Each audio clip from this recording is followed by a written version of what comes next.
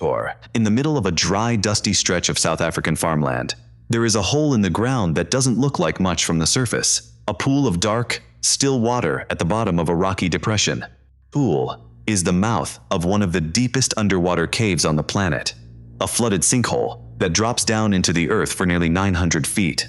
Tori 94, a 20-year-old diver, went into that water as part of a support team, blacked out somewhere in the cold dark, and sank.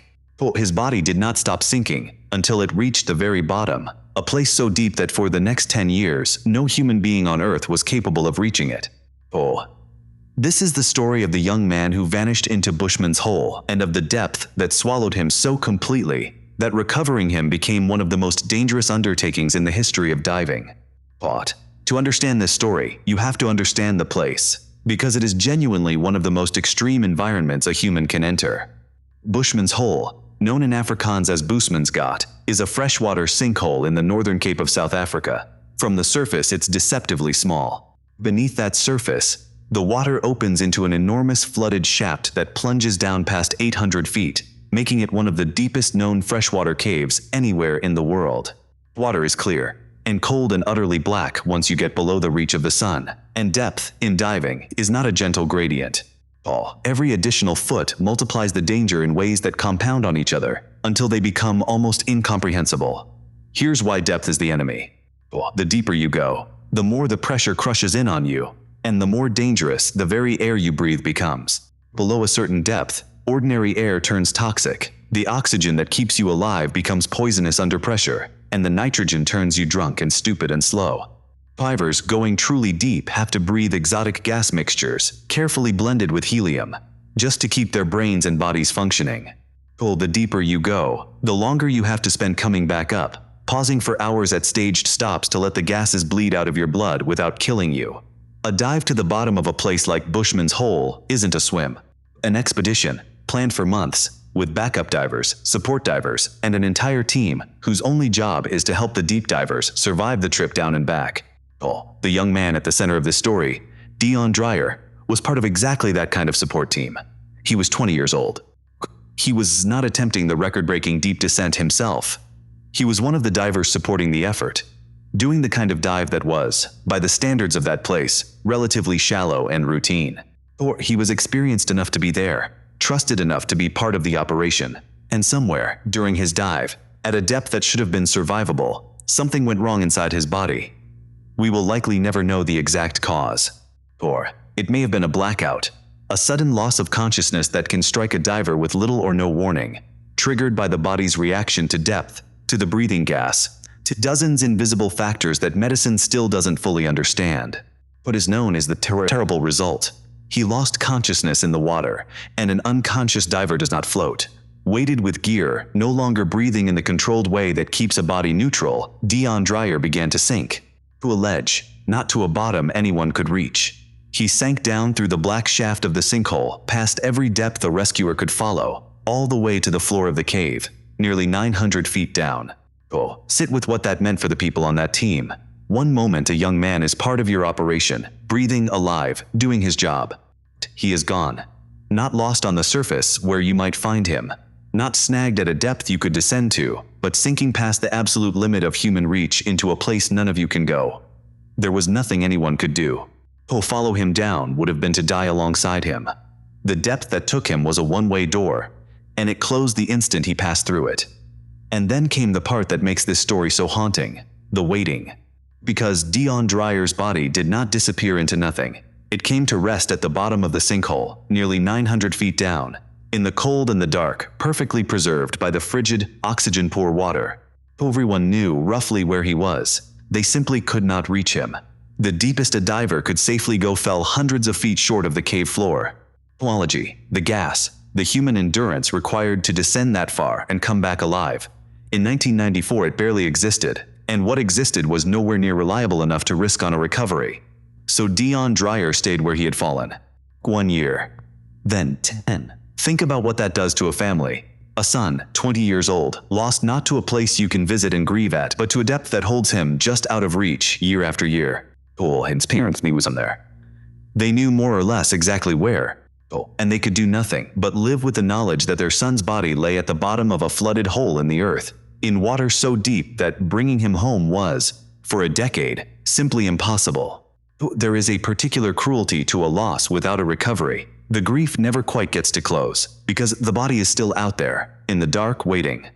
What makes Deon Dreyer's story so significant in the diving world isn't just the way he died.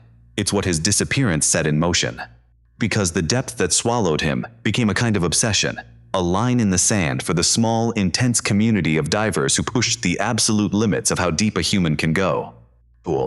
The idea that a young lay at the bottom of Bushman's Hole, unrecovered because no one could reach him, gnawed at the people who lived for exactly that kind of impossible depth.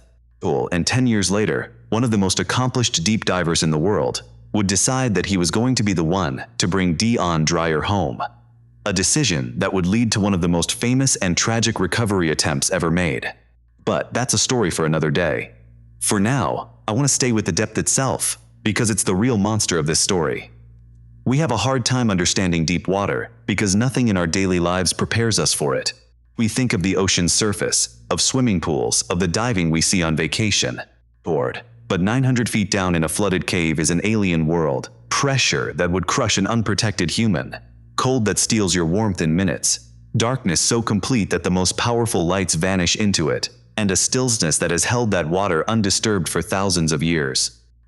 It is in every meaningful sense as hard to reach as the surface of another planet, and a 20-year-old went there, not as an explorer reaching for a record, but as a young man doing his job who simply did not come back up. Here's the lesson I keep coming back to with this one, and it's a sobering one. In diving, depth doesn't forgive. The shallow water near the surface is where mistakes can sometimes be survived, where you can ascend, where a buddy can reach you, where a blackout might end with you being pulled to the air in time.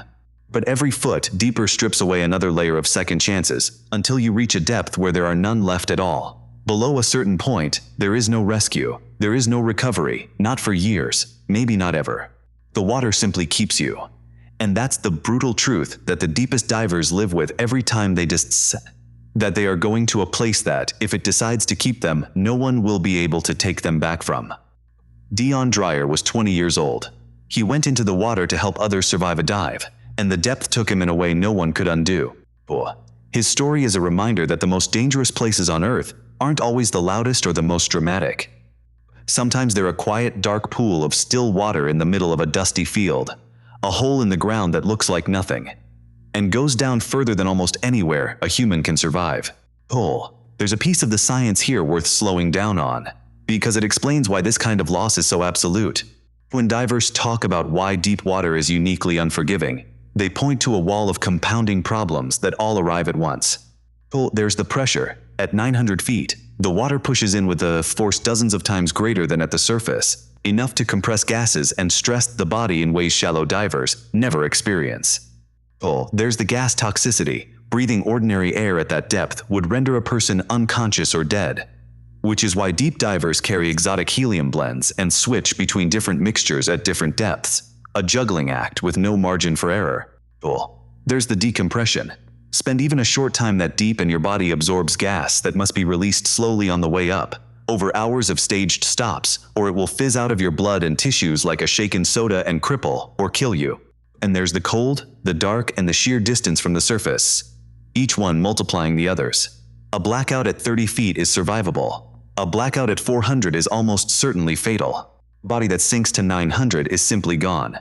That's why Deon Dreyer's disappearance became such a defining moment for deep divers. It drew, in the starkest possible terms, the line between where humans can go and where they cannot. For a decade, that line sat somewhere above the cave floor, close enough that everyone knew where he was, far enough that no one could reach him. He became a kind of permanent marker of the limit, a young man resting at a depth that represented the absolute edge of human capability. And the knowledge that he was down there, unreachable, would eventually pull another diver toward one of the most audacious and tragic feats the sport has ever seen.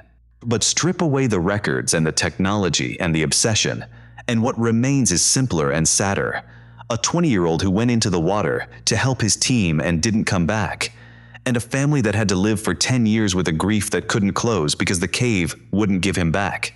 That's the part that the depth charts and the dive logs never quite capture. That behind every one of these extreme stories is an ordinary person who was loved, who had a life on the surface, who went under expecting to come back up like they always had. There's a final, quieter horror to a loss at that depth that's worth naming. When someone dies on the surface, or even in shallow water, there is usually a body to recover, a funeral to hold, a grave to stand beside. The rituals of grief have somewhere to land. But a diver lost 900 feet down in a flooded sinkhole denies the family even that. Body is there, located, identified, perfectly preserved by the cold, and yet utterly beyond reach, held in a place the living cannot go. The grief has no resting place because the loved one has no resting place. Only a depth on a chart and the unbearable knowledge of how far down it is. Particular limbo, a death without a recovery, is one of the cruelest things the deep can do, and it's the weight the Dreyer family carried for 10 long years. I want to know what you think about this one. Chris, if you knew someone you loved was down there, 900 feet deep, perfectly preserved, completely out of reach, would you want someone to risk their life to bring them home? Or would you tell them to let the cave keep its dead? An easy question, and there's no clean answer. Tell me in the comments. If this story got to you, hit that like button and subscribe before you go, because next time, I'm taking you into a tunnel so tight a diver had to exhale just to fit. The story of a man who squeezed into the dark and never came back out.